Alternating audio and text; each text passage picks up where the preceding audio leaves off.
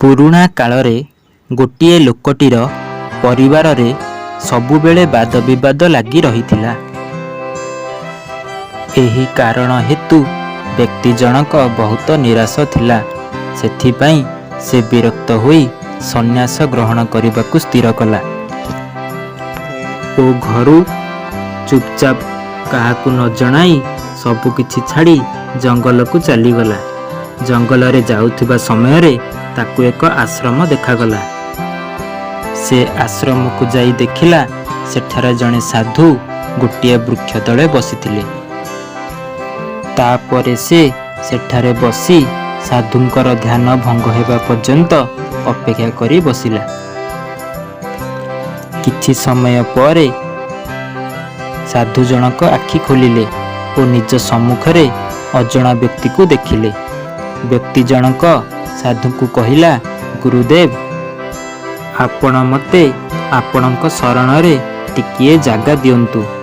मु आपणकर शिष्य हेबाकू चाहूँची। मु सबु किछि छाड़ी भगवानंकर शरणार्थी हेबाकू आसीची। साधु जनक व्यक्ति पाखरू एक कथा सुनी ताकू पचारिले, तुमे तम घरे काहाकू सबुठारु अधिक भल पाओ? साधुंकर प्रश्न रे व्यक्ति जनक कहिला, ना मु मो परिवार रे काहाकू भल पाए नहीं।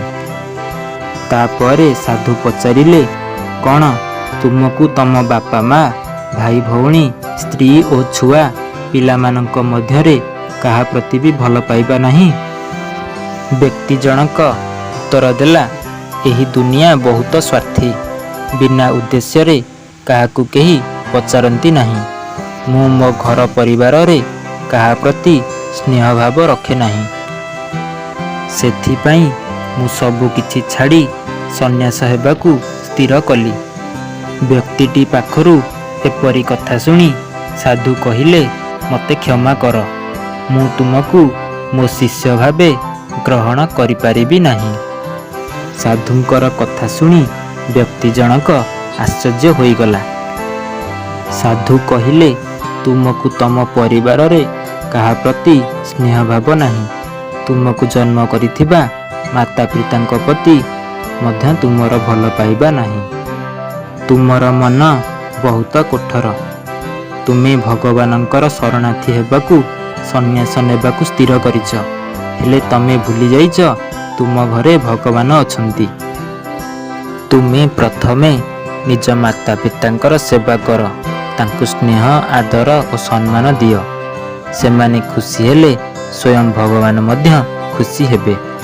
तुमको भगवानंकर भक्ति करिवार कौनसी आवश्यकता नहीं। माता पितांकर आशीर्वाद रे तुमे सब किछि हासिल करि परिबो। एहा परे व्यक्ति जनक साधु को प्रणाम करी घर को फेरीगला।